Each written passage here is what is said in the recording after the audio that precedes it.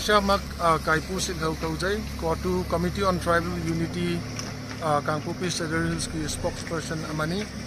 Ngasi ki ayuk kasida Kotu na thamjaba wafam natraga warip da loinana khoigi Kangpupi ki district ta Imphal Manipur dagi changakpa naha ahum gi matang da Kotu na haibagumna khoigi thamjaba wafam do ngasi gi ayuk sida khoigi Kangpupi gi SP yaunana Assam Rifle da loinana khoigi promise to cap to haibase phongdok poina thabak asi pangthok charani haibase thamjaningi noini bo asoi angam atik akai yaude haina thado ani haibagi pawsi kam kanda phangi yam kana lagana harieba dum sai pui halla leimine do dum hai sidani piba alaman singja noini na akoisi Committee on Tribal Unity ne haibase khangbi ba tar ha ja Kotu di tai ko.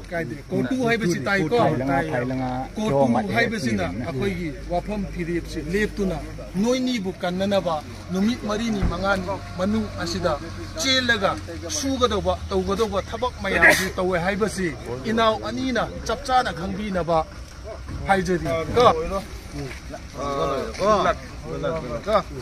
Lamani to ba kuti samay pakul ko yin ki da bale da su into angang ni na lairik lai su sa kan ni na ba ai ebe da ngai Ebe lo bida ngai ri ya.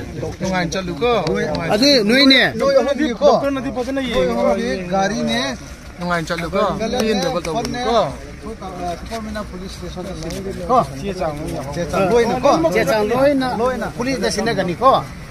Kare ko ngai ne yo ko. Okay.